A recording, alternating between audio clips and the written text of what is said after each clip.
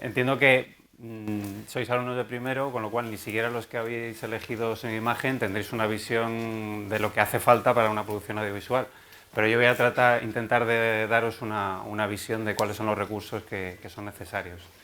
Entonces, a través de mi experiencia y de los proyectos que he ido y las responsabilidades que he ido teniendo en diferentes empresas, espero que veáis cómo ha ido evolucionando y qué tecnologías se han ido integrando.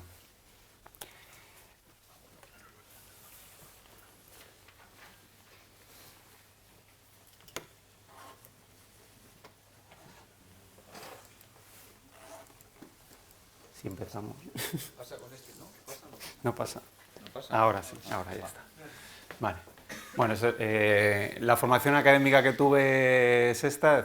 Salí en el año 93, 1993, con la especialidad de sonido e imagen. Posteriormente compatibilicé el trabajo y los estudios y hice la especialidad también de equipos electrónicos. Y recientemente, pues, desde que me incorporé a Televisión Española, estuve haciendo el segundo ciclo, todavía de Ingeniería de Telecomunicación, que terminé el año pasado, precisamente. Así que he sido alumno como vosotros hasta el año pasado. Esta es la trayectoria laboral que he tenido y precisamente es la que quiero que os guíe un poco en los sistemas que os voy a ir presentando. Empecé a trabajar en Telecinco. En Telecinco mi puesto era operador en control central. El control central de una televisión es el departamento que se encarga de distribuir y encaminar las diferentes señales, pues, de los estudios, de los exteriores, de los directos, de los responsables que emiten la señal, de encaminar todas esas señales, recibirlas, procesarlas y dejarlas en una forma que sean aptas para su emisión.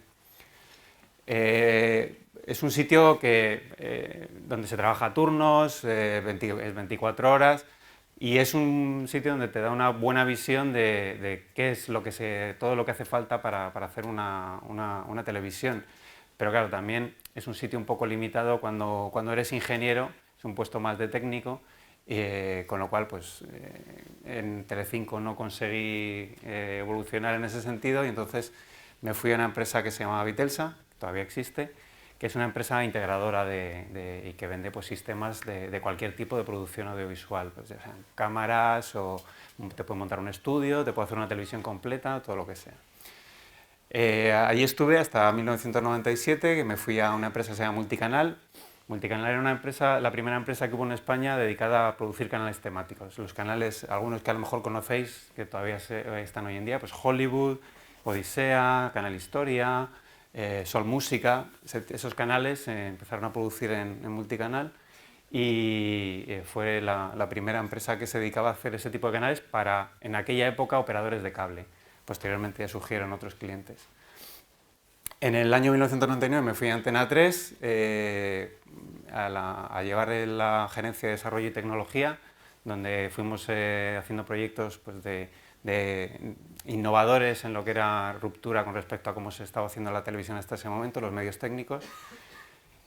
Hasta 2004, que me fui a Telson, es una productora audiovisual que también da servicios a diferentes canales, por ejemplo a Disney Channel, que es donde yo estuve principalmente, y ahí llevamos a cabo toda la evolución de un entorno de producción con cinta a todo un entorno de producción sin cintas.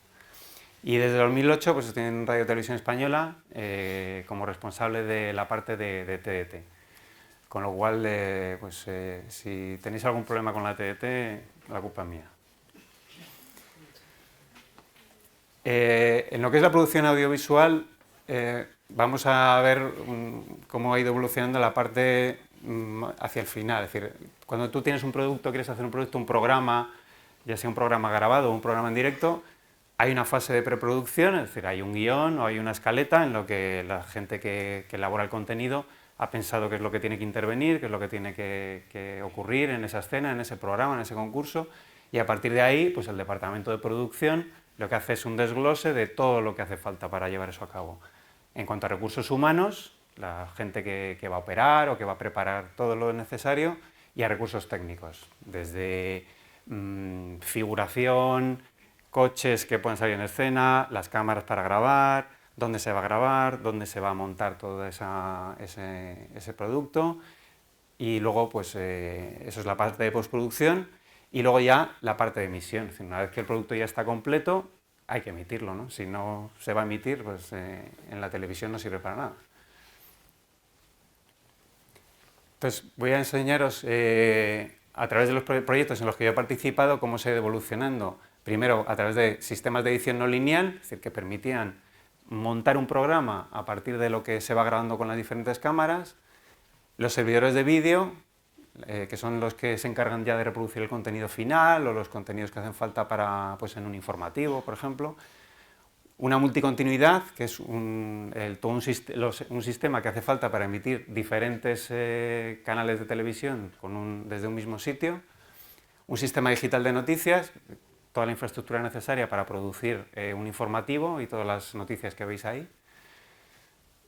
Una breve visión de los desarrollos a medida que han sido necesarios para diferentes partes de la producción, cómo se diseña o cómo se hace un sistema de producción sin cintas, y no creo que lleguemos, pero bueno, si llegamos veremos un poco las bases de la TDT.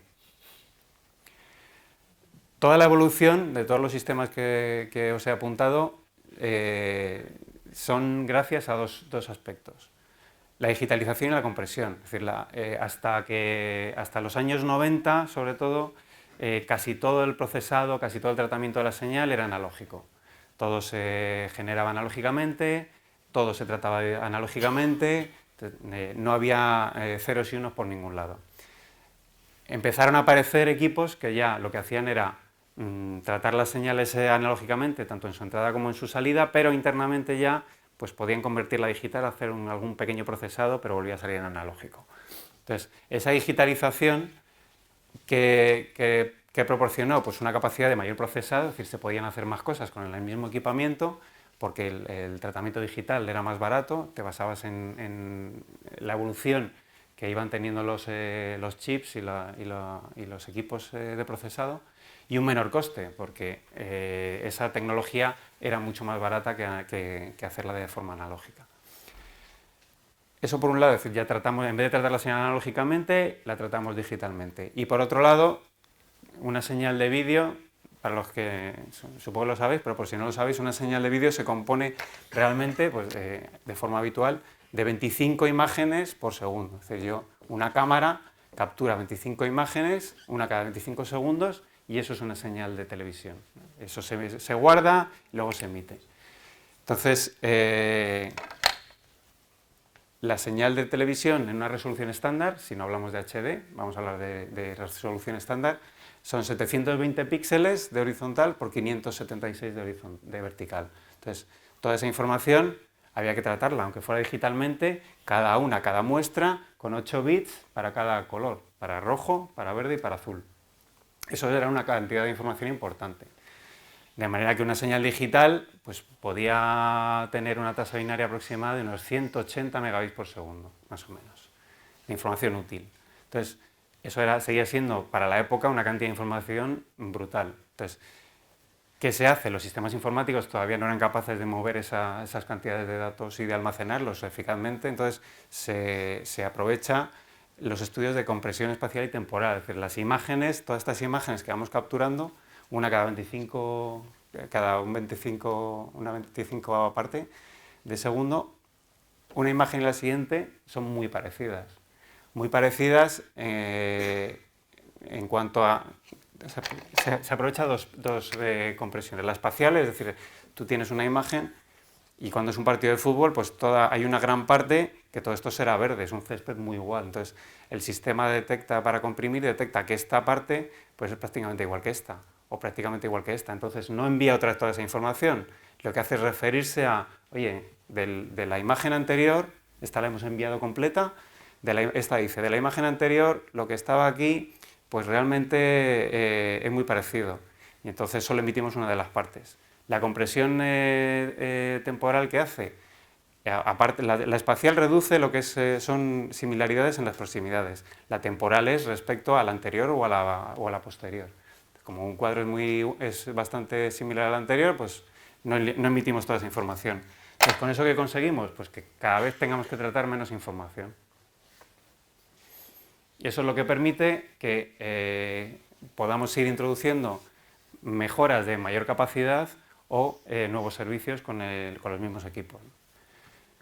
Entonces, los sistemas de edición, que era lo que se trataba simplemente de, yo grabo, voy a hacer un programa, grabo con la cámara o una noticia, vas con la cámara afuera, tomas todos los planos y luego llegas al estudio y tienes que hacer el montaje de esos planos en el orden que tú quieres, mezclarlo a lo mejor con otras declaraciones que trae otro de otra cámara, con lo cual, ¿qué hacía falta? Pues coger esas cintas, meter las cintas en los VTRs, es el videotape recorders, llamamos un VTR, meter las cintas aquí, entonces necesitábamos un montón de equipos muy caros. Estos equipos costaban varios millones de pesetas, todos, cada uno de ellos. Metíamos las cintas aquí, teníamos un mezclador que lo que hacía era controlar estos magnetoscopios, de manera que a través de este controlador yo le decía, bueno, pues de esta cinta, desde este punto hasta este otro punto, lo quiero en el montaje final, y se grababa aquí, pum, grababa ese plano. Y ahora de este otro quiero que haya una cortinilla de una a la otra, lo programabas todo aquí y se iba volcando. Entonces íbamos volcando cada plano, la cinta se ponía a reproducir y esto iba grabando con las transiciones que quisiéramos. Eso había que mezclarlo en vídeo y había que mezclarlo en audio, también necesitamos un mezclador de audio. Y además, pues normalmente había una tituladora para meter pues, los pies de la noticia, quién informa, dónde ha pasado, todo ese tipo de cosas. Entonces, hacía falta una infraestructura bastante importante y de mucho dinero, que no era fácil tener. Entonces, ¿qué ocurría? Por ejemplo, pues que tú no te podías permitir, a lo mejor, para hacer un programa, un documental, tenía un presupuesto muy bajo, pues no te podías permitir pagar una sala de estas, que tú no te la podías costear, pero ibas a una productora, pero no te podías permitir el que el realizador llegara ahí y empezara a ver y dice, pues es que este plano no me gusta, ahora cámbialo por este, oye, este es que no. Era mucho tiempo que perdías y además era algo que según ibas haciendo ya no se podía rehacer, porque todo eso se iba grabando de forma lineal en la cinta. Entonces, donde yo quería el resultado iba poniendo un plano, otro plano, y si de repente decía que este plano no me gustaba, era complicado volverlo a sustituir. Entonces, el producto al final era muy rígido. No podía... si de repente alguien decía, oye, ¿por qué no me haces ese mismo documental pero con estas otras imágenes? Pues el trabajo prácticamente era el mismo otra vez. Entonces empezaron a salir ya, por lo menos editores, este controlador que llamamos, es el que llamamos editor, que por lo menos todas esas órdenes que yo iba ejecutando las iba almacenando y las guardaba en un fichero. De manera que si en un momento dado yo quería volver a hacer eso, pues bueno, era más fácil sustituir en ese fichero algo y en el momento en que ya lo tenía todo bien, volverle a decir que lo volviera a grabar todo y más o menos se hacía de una forma rápida, porque ya tenía la lista de edición que había hecho originalmente y solo sustituía algunas partes. Entonces, de repente lo que aparecen son los sistemas de edición no lineal. Los ordenadores empiezan a tener ya unas prestaciones que permiten tratar vídeo o lo que permiten por lo menos es establecer todo un entorno con el que yo voy a manejar esa edición o a pensar esa edición y unas placas dedicadas de manera que graben, me permitan coger de ese... con un solo vídeo, cojo, vuelco toda la información, todas mis cintas, lo que yo quería grabar, lo guardo en el ordenador y una vez que lo tengo en el ordenador, pues entonces ya no necesito más vídeos, hago todo el montaje y solo cuando ya lo tengo terminado lo voy a volcar otra vez al mismo vídeo grabador. ¿Vale? Entonces, de esa forma, los ordenadores empiezan a utilizar discos de tecnología SCSI en aquel momento. Eran discos, cuando empezamos, pues discos de 4 gigas. Eran unos discos duros enormes, una cosa así, que se calentaban un montón, además. Entonces, pues tenías 8 gigas para hacer todo tu volcado y dependía de la calidad, claro. Si yo quería que la imagen no se degradara mucho, pues tenía menos espacio de grabación. Entonces, uno de los trucos pues era, bueno, voy a grabar mucha información a un contenido, a un bitrate muy bajo, con poca calidad, pero por lo menos yo hago todo este montaje en el ordenador, de manera que tú ibas seleccionando del material que ya tenías en el ordenador los planos que querías, ibas definiendo las transiciones entre los planos, en el audio que hacías, si subías, si bajabas, los rótulos, tú ibas componiendo en el ordenador todo esto. Y luego, una vez que ya te gustaba, pues decía, bueno, pues ahora ya solamente voy a borrar todo el contenido, esto se sabe de qué parte de la cinta era y entonces lo vuelvo a grabar pero con una calidad más alta ya para poder hacer el montaje final. Y entonces metía las cintas y automáticamente él iba volviendo a digitalizar pero con mayor calidad, solo los trozos que iban al montaje final y cuando ya tenía todo le das una tecla y ya lo grababa ya todo el tirón en el sistema. Entonces, claro, ¿qué te permitía? Hacer cualquier modificación, lo primero según estabas probando. Es decir, esto no me gusta, no he grabado nada, simplemente estaba reproduciendo desde el ordenador con el material que yo tenía grabado. Podía sustituir cualquier parte y ver si me gustaba o si no, o incorporar nuevo material aunque no lo tuviera digitalizado, lo volvía a digitalizar sin ningún problema. Y una vez que ya tenía volcado todo y había hecho mi montaje, incluso pues eso, hacer una versión nueva que fuera diferente, modificando algunas cosas para otro cliente, pues sin ningún problema. Lo único que tenía que hacer era borrar eso o sustituirlo por nuevos planos y ya está. Entonces, acelera y abarata todo ese proceso de una forma impresionante. Y además permite que sea en mucho menos espacio,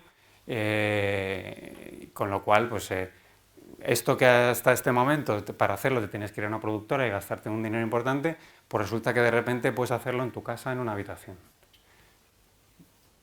Y bueno, pues todo esto sobre qué se montaba, sobre ordenadores totalmente estándar. En aquella época pues intentábamos que la plataforma fuera estable, sobre HP, y luego pues iba sobre Windows 3.11, y lo que también te generaba muchos problemas, porque claro, los ordenadores a veces cada uno el cliente llegaba con un ordenador sobre el que lo quería montar porque era suyo y eso generaba muchos problemas con las tarjetas dedicadas, pero fue un gran avance. Entonces, ese es el primer paso en el que se va metiendo la tecnología informática, como si dijéramos, en todos estos procesos, y entonces aparecen lo que son los servidores de vídeo. Como hemos visto antes, utilizaba todos estos que llamamos VTRs, los había reproductores y grabadores. Claro, el formato grabador era mucho más caro que el reproductor. Este solamente tenía que encargarse de leer lo que había magnéticamente grabado en la cinta y este tenía que encargarse de grabarlo y de leerlo. Entonces, cuando tenías que montar una sala de edición, por ejemplo, en la que simplemente era conmutar entre dos fuentes, lo que era una B-roll, es decir, una fuente A, una fuente B, y que podías tener unas transiciones entre ellos a otro grabador, pues entonces no montabas los tres grabadores, porque estos dos no te hacían falta que grabaran. Esto era mucho más barato. Entonces, estas máquinas tenían un coste elevadísimo. Ya os he dicho, de varios millones de pesetas. Ahora, hoy en día eso ya se ha diluido.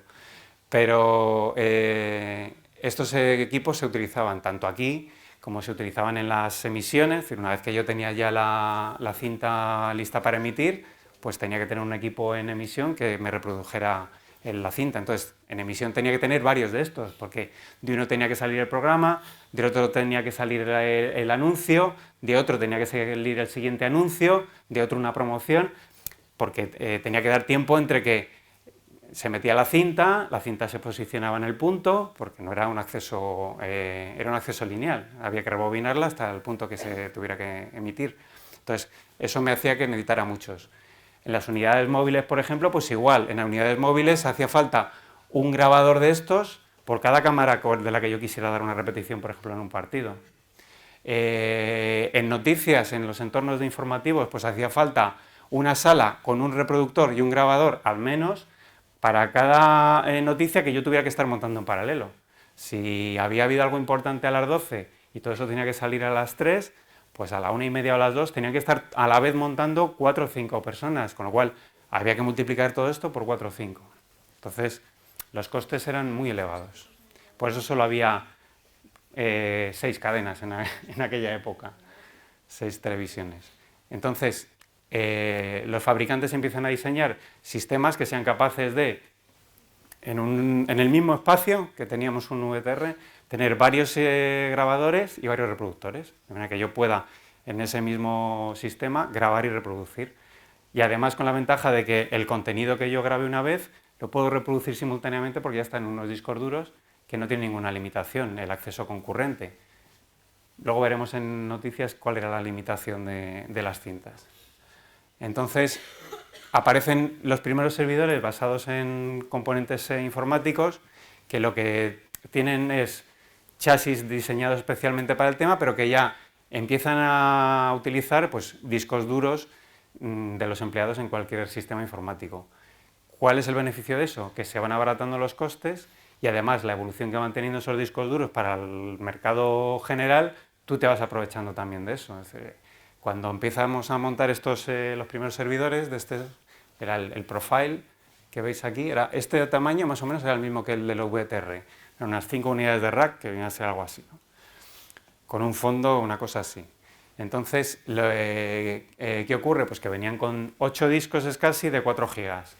Pero cuando de repente los discos ya daban a la evolución y eran de 8 gigas, pues bueno, se podían sacar los de 4 y montarlos de 8 y tenías el doble de capacidad.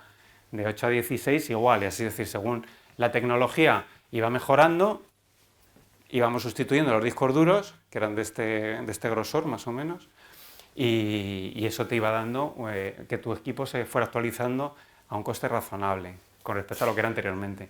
Entonces, estos primeros equipos lo que se basaban es que reutilizaban mucha tecnología que no era propia de la televisión, sino que eran chips de propósito general, con placas especialmente diseñadas para estos entornos, es decir, montabas sobre este chasis que iba aquí dentro las placas de grabación. Esta placa, pues, ¿qué hacía? Recibir la señal de vídeo digital y lo que hacía era ya comprimirla.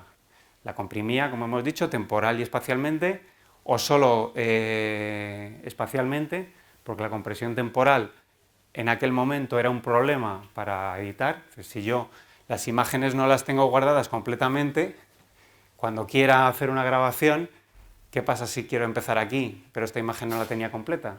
Pues tendría que reconstruirla. En aquel momento no se hacía eso, lo que se hacía era guardar cada foto como un JPEG, que se llamaba Motion JPEG precisamente, entonces cada cuadro lo guardaba como un JPEG en el sistema, y estas placas diseñadas especialmente por el fabricante lo que hacían era esa compresión.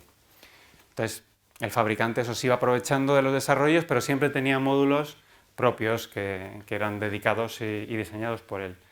Pero igualmente modular, es decir, en este sistema, por ejemplo, las primeras placas grababan esa compresión que os he dicho, MJPEG. Posteriormente salieron las placas para grabar en MPEG-2 ya. Entonces simplemente se extraían estas placas, se metían otras nuevas y ya estabas funcionando con la nueva tecnología que te permitía mayor calidad o bien más espacio de almacenamiento manteniendo la misma calidad. Siempre esa es la dualidad entre la que hay que elegir. Estos dispositivos lo que fueron también permitiendo es precisamente empezar a realizar entornos de multicontinuidad.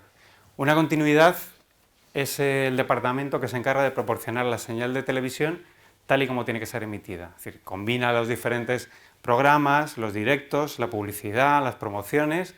Hay alguien que hace una lista de cómo se tiene que emitir eso, en qué orden y en qué horas. Y la continuidad es el departamento que cogía todas esas cintas, las introducía en un sistema en Telecinco. Teníamos uno que se llamaba el MS, ¿no?, de Sony, ese Library Management System. Entonces era un armario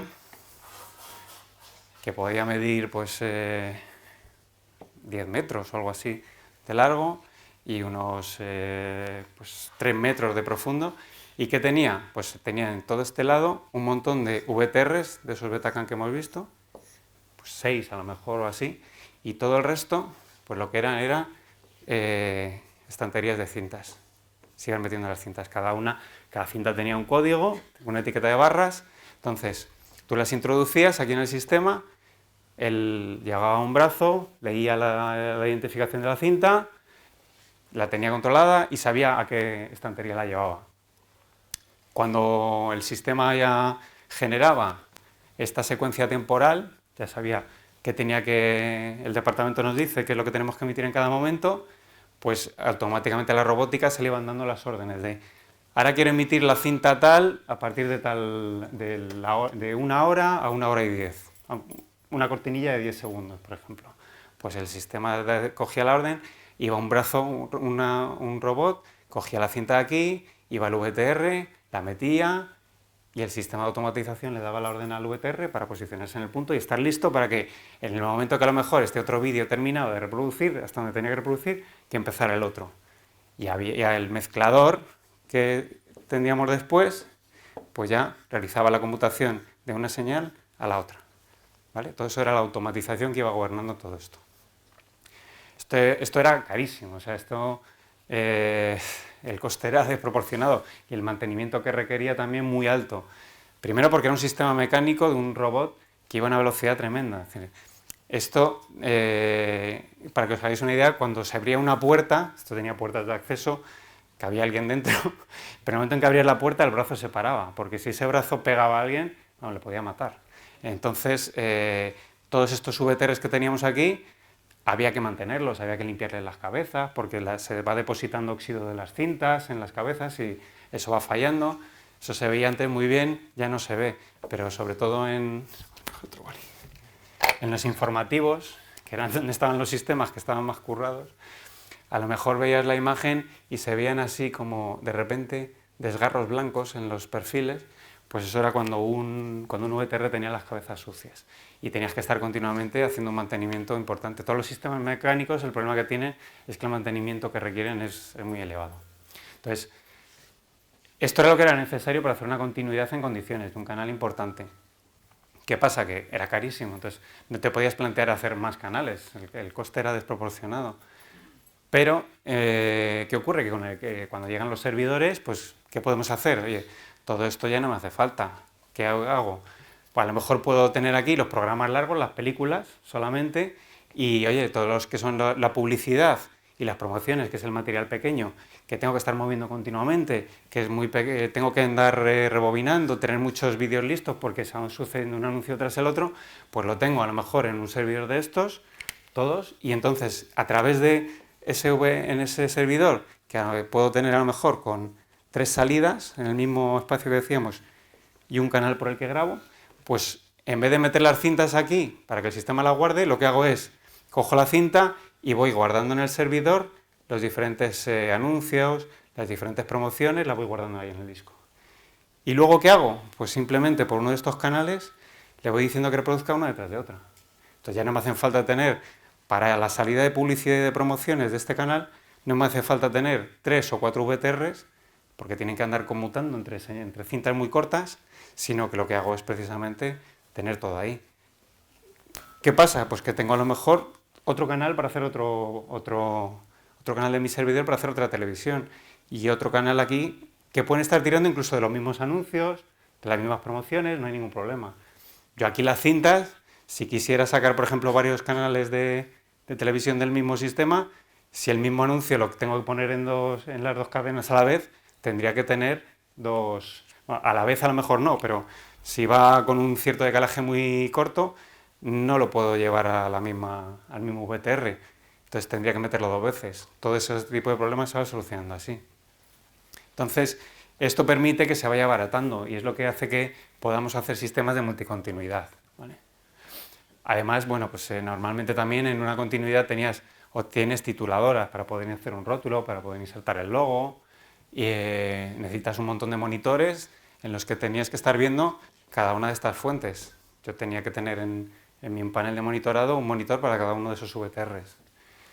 Entonces, aparecen además ahí ya en 1997 robóticas no tan grandes, más chiquititas, que a lo mejor ya solamente es un rack, son 19 pulgadas, donde, oye, monto 2 VTRs, por ejemplo, es un brazo, una robótica mucho más sencilla, que lo único que hago es ir metiendo aquí como hemos dicho, los contenidos largos, las películas o los documentales, contenidos largos que no me merece la pena grabar aquí porque solo voy a emitir una vez.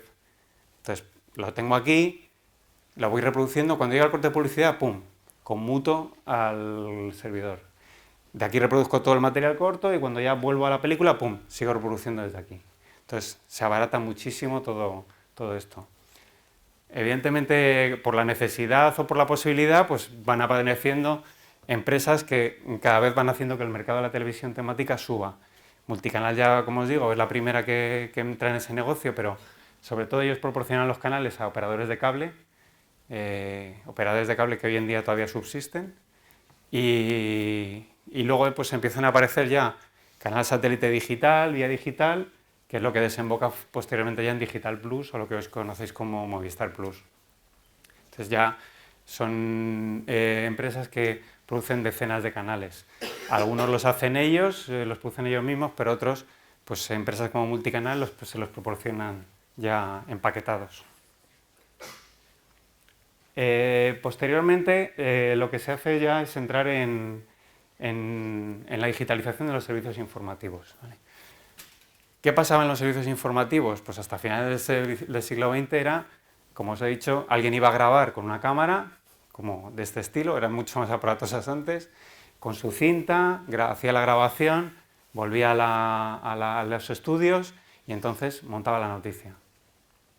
¿Qué ocurría? Pues eso, que ya no solo porque los informativos se nutren de lo último que ha pasado y que se acaba de grabar o que se acaba de recibir, sino que tradicionalmente lo dejan todo para el último momento, es así, porque es que a lo mejor pierde vigencia, entonces hay que esperar. Entonces, lo que hacían era venir con su material, si era un material que hacía falta para diferentes programas, a lo mejor, pues había que hacer varias copias de las cintas y entraban en las salas de edición que hemos visto al principio y empezaban a hacer sus noticias.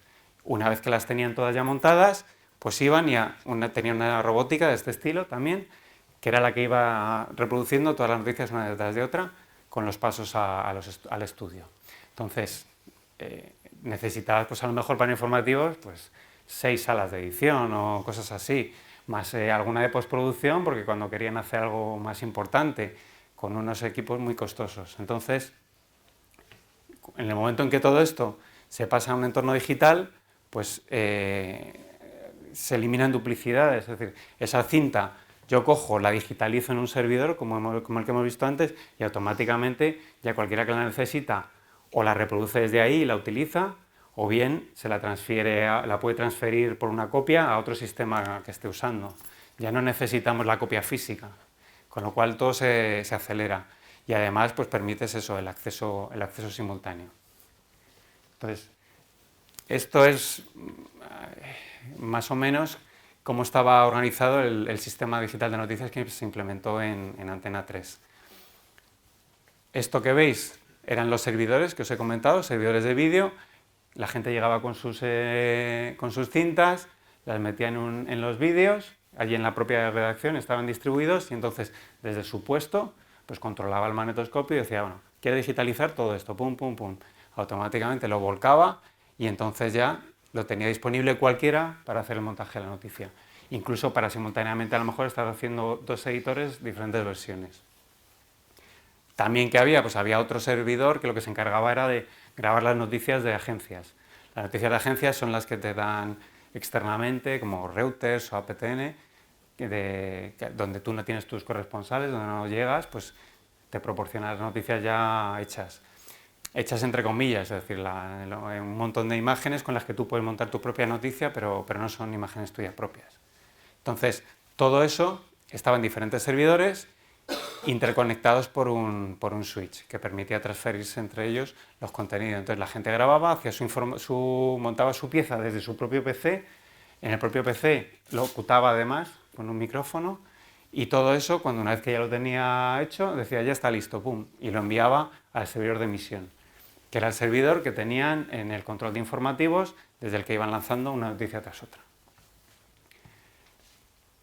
Pero eso es solo una parte de lo que es la producción de noticias, porque las noticias además evidentemente no solo se nutren de lo que se genera en el propio día, sino además de documentación, es decir, lo que pasó ayer o necesito imágenes de cuando alguien dijo esto, haces un histórico, entonces con lo cual la documentación y el archivo es muy importante. Entonces, ¿qué se hacía además? Pues todo esto había que irlo guardando. ¿Y qué hacemos? Lo volvemos a guardar en cinta y luego, pues eso es un paso atrás. Volvemos a meternos en embudos y en cuellos de botella. Entonces, había todo un sistema dedicado a coger los documentalistas directamente de todo eso que iban volcando los redactores o las noticias que iban llegando, hacían una selección y entonces todo eso se almacenaba en una robótica, pero en forma de ficheros. Es decir, esto es una robótica que se utilizaba en sistemas informáticos, en sistemas corporativos, y que lo que tenía era drives, pero drives que grababan ya cintas de forma digital. Iban grabando ficheros.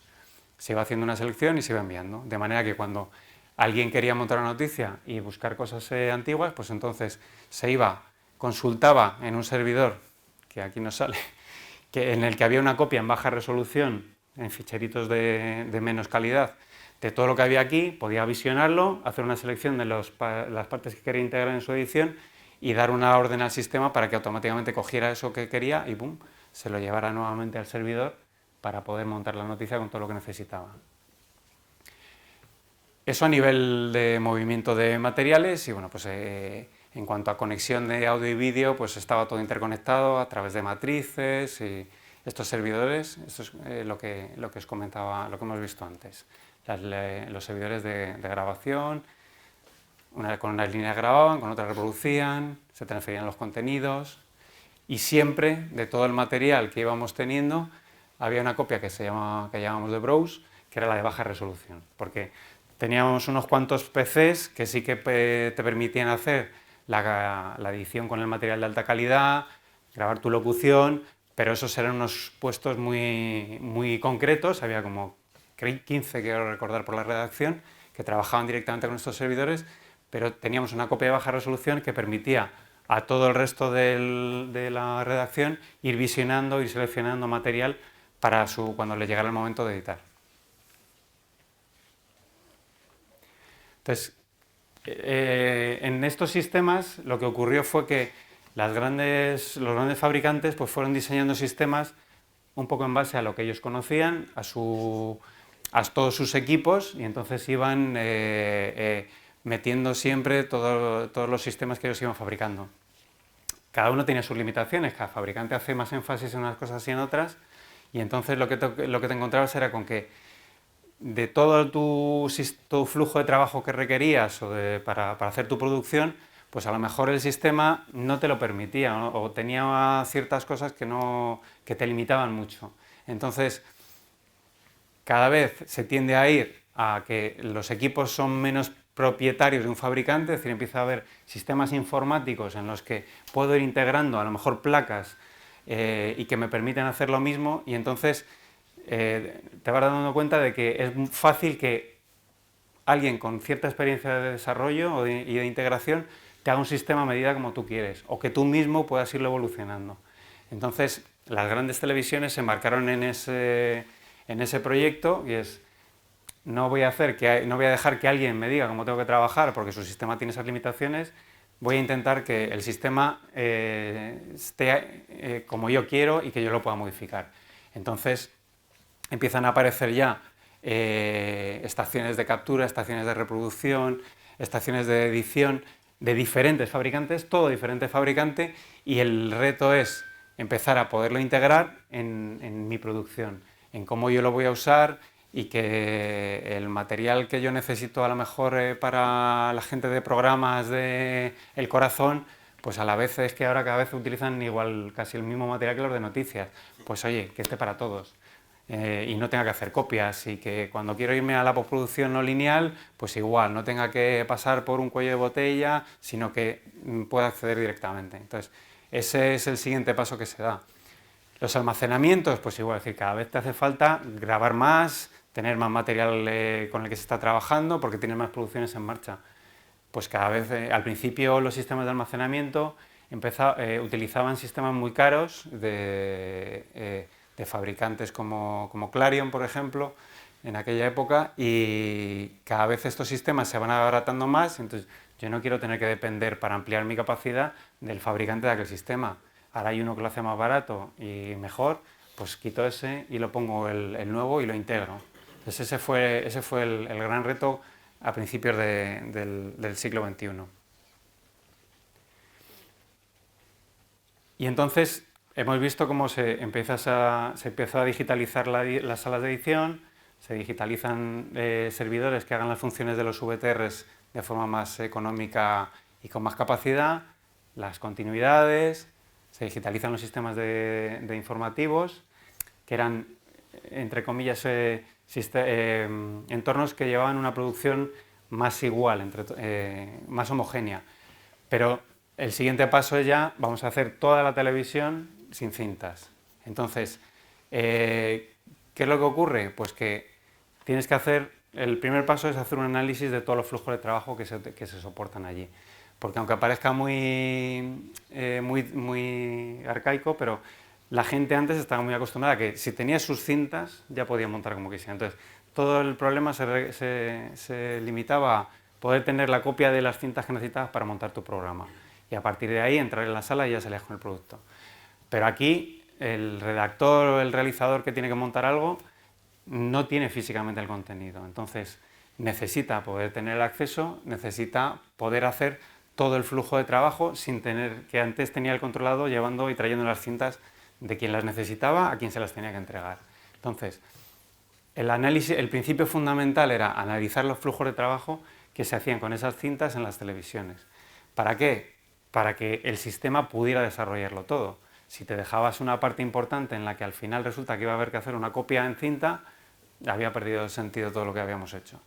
Entonces, se analizaban los flujos de trabajo. Aquí tuvimos que empezar a aprender a modelar procesos. Había que hacer un dimensionamiento también de las capacidades, cuántos equipos necesito, cuántas horas voy a tener que grabar, cuánta gente va a tener que acceder a ese material, pero tampoco te podías quedar en lo que hacía falta en ese momento. Hace falta una previsión para que el sistema no se quede obsoleto en poco tiempo. Y entonces, una vez que tenías todo eso, pues la integración era el factor clave. Es decir, lo que hemos visto antes, ¿cómo integro yo todo esto? Pues necesito a alguien que conozca todo eso y que además sea razonable, porque lo que nos ocurrió con los primeros experimentos de los sistemas digitales de noticias es que esto venía en inglés, que era el que te decía cómo se tenían que hacer las cosas, y tú te chocabas contra él como un muro y le decías, es que esto yo no lo puedo hacer así, y él decía, ya, pero es que en la BBC lo hacen así. Y entonces, pues como yo diseñaba para la BBC, pues te lo comías. Entonces, aquí no, aquí ya empezamos a decir, no, mira, aquí esto hay que trabajar así, necesito esta flexibilidad, y entonces el tener ese integrador español era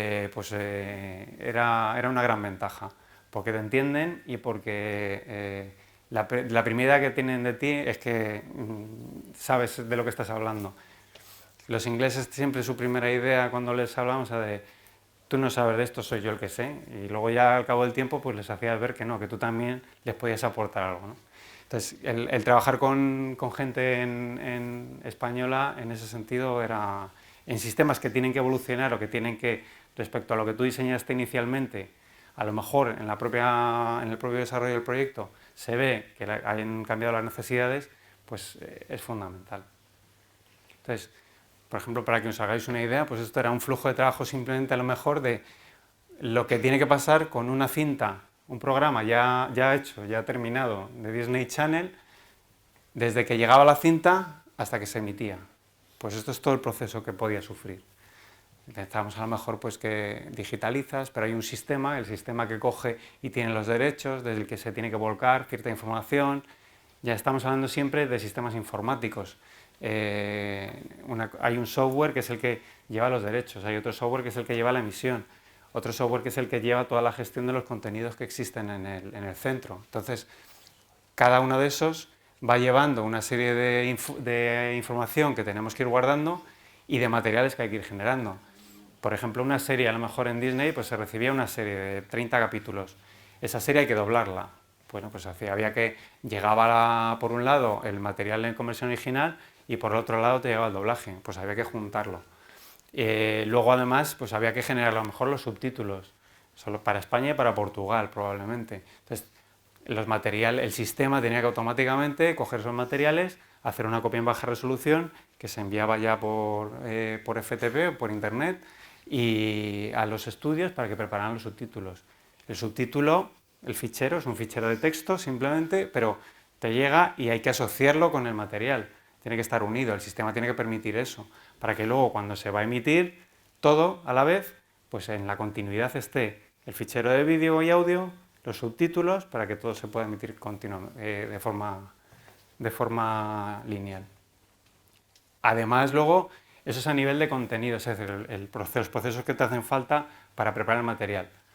Pero también había otros procesos, por ejemplo, en Disney, como es sus departamentos de compliance, que llaman, que era, entre comillas, la censura. Es decir, pues a lo mejor hay contenidos que si no son de Disney, porque es una serie que ha comprado, no son apropiados a lo mejor para el canal. Entonces hay que cortar ciertas cosas y entonces pues ese departamento tenía que tener acceso a todos los materiales, hacer su revisión, dar las órdenes para que vaya y se modifique. Y así un montón de procesos. Promociones, igual, los departamentos de promociones cogen los materiales y preparan esa promoción que te ponen en entre programa y programa para suscitar el interés en una producción. Entonces, todo eso tira también de este material. Ellos hacen una selección de planos, van a una sala y entonces editan esa promoción. Entonces, esto es una mínima parte de todos los flujos que son necesarios en un canal pequeño, entre comillas, como es Disney Channel. Y eso es a nivel de proceso más o menos lo que os he enseñado, y esto sería una arquitectura a nivel de almacenamiento. Teníamos un sistema que era, este es el sistema de ingesta que se llamaba. Los servidores Profile, que eran los que vimos originalmente ya evolucionados, esto ya es 2005 más o menos. Sistemas que ya comparten el almacenamiento. Cuando se hablaba de los servidores esos tenían sus discos dentro y podían transferirse contenidos. Que es lo que a principios del 2000 y sobre todo a mediados del 2000 ya se empieza a hacer.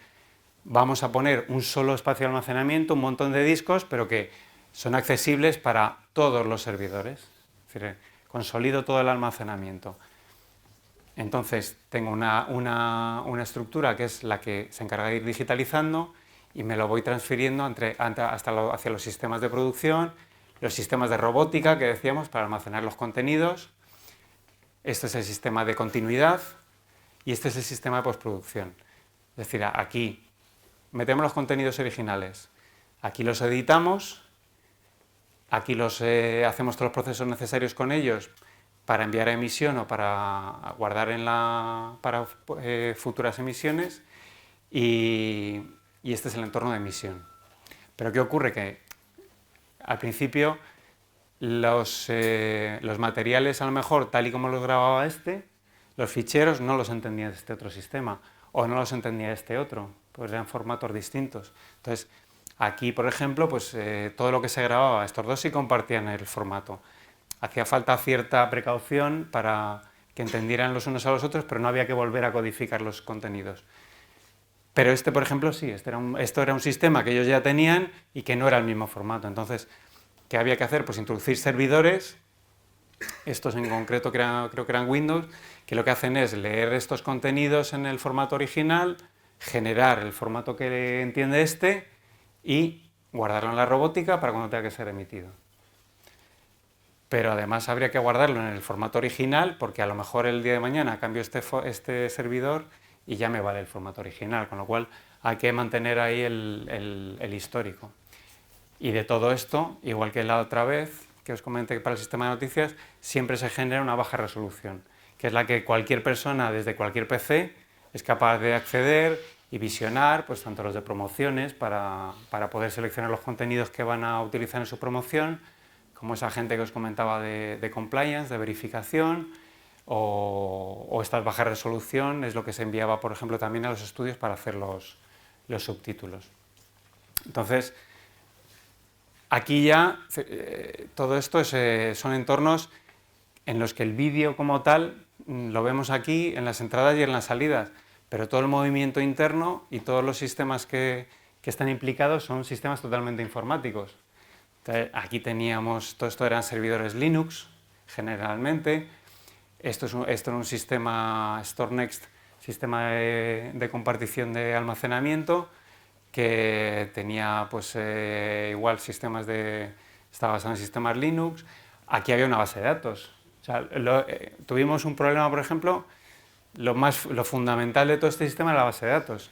Hay una base de datos que es la que tiene toda la información de qué fichero, qué programa es, cuál es su punto de entrada, cuál es su punto de salida, en lo que se tiene que emitir, y si eso se te cae, si pierdes los datos, ya no emites, porque no sabes el fichero que estaba aquí, cuál es cómo se llama el que tengo que emitir, no sé en qué cinta me lo ha grabado, todo eso depende de la base de datos. Entonces, tuvimos un problema con el almacenamiento de la base de datos, todo el mundo se creía que se estaba haciendo una copia de seguridad que no se estaba haciendo, con lo cual fueron 3 días en los que, a mano, entre comillas, había que ir buscando dónde está un contenido, el capítulo 13 de no sé qué, ¿en qué cinta está?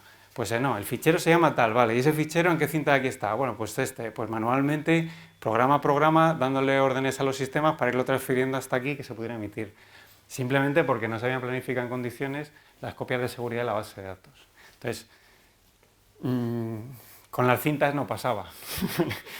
Eso era una ventaja. Entonces, cuando llegamos a este sistema ya, yo venía de hacer sonido e imagen, que tenía compañeros que incluso decían que es que hacían sonido e imagen porque no les gustaban los ordenadores, y sin embargo tú te encuentras con un sistema de estos en el que si no sabes de ordenadores y no te has ido preocupando, si no lo sabías, de irlo aprendiendo, pues eres incapaz de encontrar cualquier problema que pueda haber aquí, por dónde salir. Porque, oye, no, que los contenidos no llegan aquí. Pues es que estos son FTPs. Si no sabes lo que es un FTP, si no sabes lo que es una red IP, si no sabes los protocolos Fibre Channel que hay aquí, si no sabes todo eso, pues estás perdido. Entonces, independientemente de lo que uno estudia y de lo que uno se prepara y su especialidad, continuamente tienes que irte actualizando porque los sistemas no paran de evolucionar. Y yo creo que no vamos a entrar ya en lo que es la TET porque si no tendríamos para otra hora, ¿no? Así que nada, pues muchas gracias por vuestra atención y si tenéis cualquier pregunta. Bueno, muchas gracias.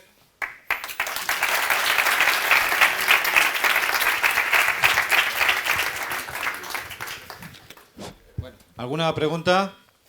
Venga, animaros. Venga. ¿Alguien quiere preguntar algo?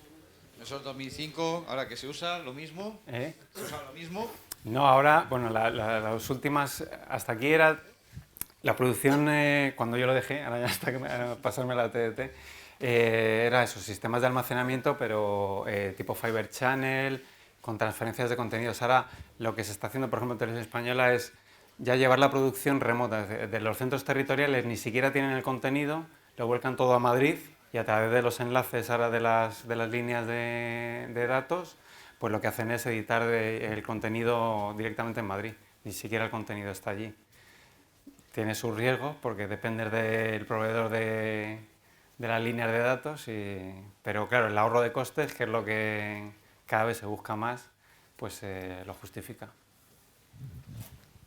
¿Alguna cuestión? ¿Una pregunta? Venga, hombre, animaros, no te vergüenza. ¿Nadie tiene nada que preguntar? Nada más. A ver, por los profesores, para eso está.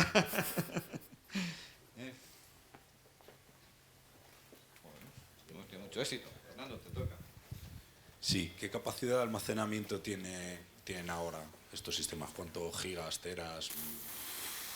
Pues, teras, depende de, claro, es que esto depende para lo que tú lo quieras organizar, pero ten en cuenta que ahora, por ejemplo, una cabina de RAID, pues es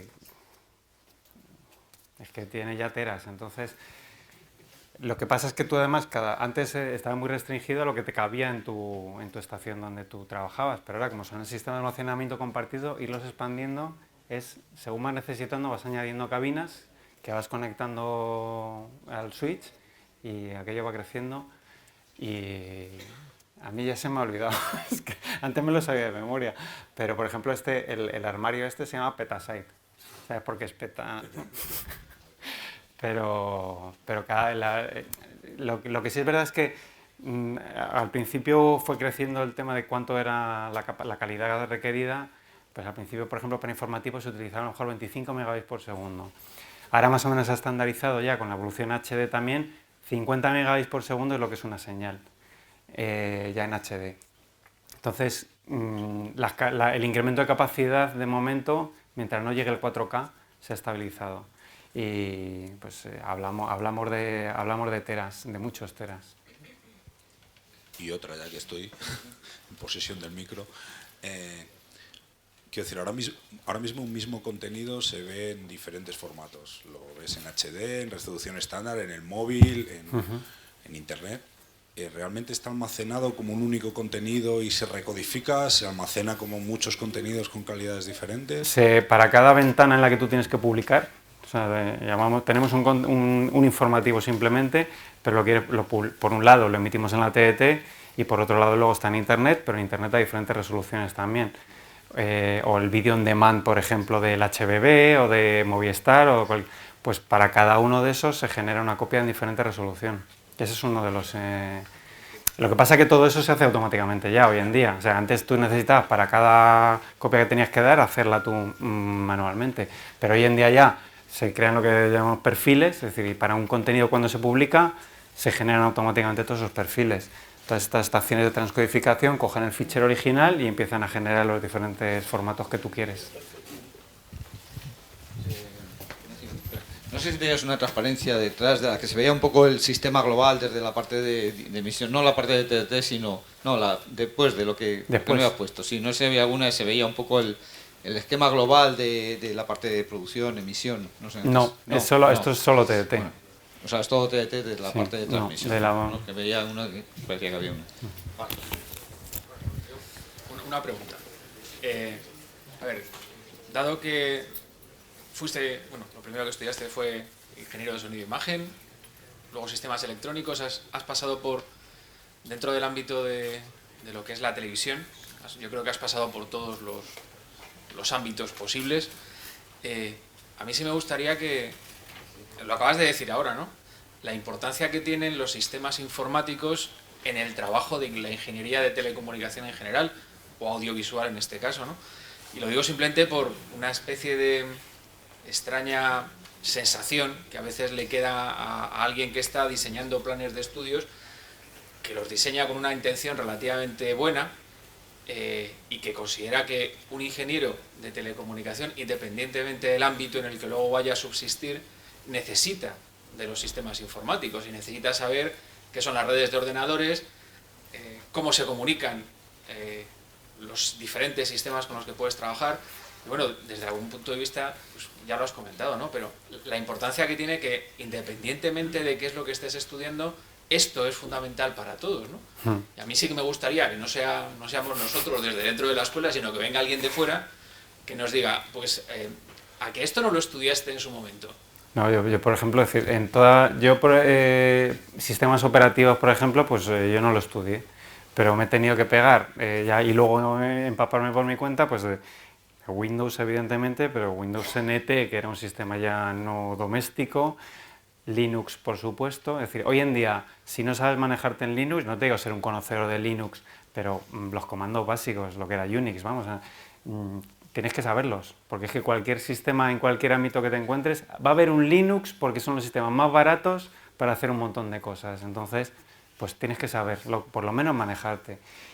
Redes es fundamental, es decir, es que si no tienes conceptos de telemática hoy en día, es muy bonito en un sitio muy grande donde cada uno tiene una responsabilidad, pero en sitios más pequeños, como era por ejemplo Telson, pues no vas a tener un experto en redes al lado que te ayude. Entonces tienes que saber por lo menos las cosas básicas para identificar problemas y luego saber a quién llamar, porque claro, oye, que no funciona, y llamar al integrador diciendo que no funciona, pues es un problema. Si llamas al integrador diciendo, oye, que esto está fallando, ya sabes a lo que ir. Pero si te tienen que enviar a alguien para que empiece a mirar dónde está el problema, y que muchas veces te puede llegar alguien que no conoce tan en profundidad el sistema como tú, entonces, ¿aquí qué integras? Aquí integras telemática, evidentemente, integras equipos electrónicos, porque al final todo esto es electrónica y ahí sigue habiendo equipos que interconectan todo, y hace falta, o sea, bases de datos. Por ejemplo, yo tampoco estudié bases de datos y me tuve que poner las pilas luego, porque todo esto hay una base de datos que es cerrada, entre comillas, es decir, la diseña el fabricante de tu sistema y tal, pero tú necesitas en un momento dado, dices, joder, si pudiera hacer esta consulta en la base de datos es la que a mí me viene bien, porque él no lo ha pensado, el proveedor que te da el sistema no ha pensado que tú necesitas poder contrastar qué materiales están dados de alta pero no tienen ninguna cinta de hace 6 meses y es basura que está en el sistema. Pues si sabes de base de datos, pues, oye, mira, necesito esta consulta, porque y todo eso te da el que tú puedas mejorar el sistema y que lo puedas mantener mejor. Si te quedas solamente en lo que te proporciona el fabricante y no controlas un poco los entresijos de cómo está organizado, no vas a poder llevar tu sistema al límite, a lo que puede producir, y te vas a quedar produciendo menos de lo que podrías a un coste más alto. Bueno, ¿alguno se anima?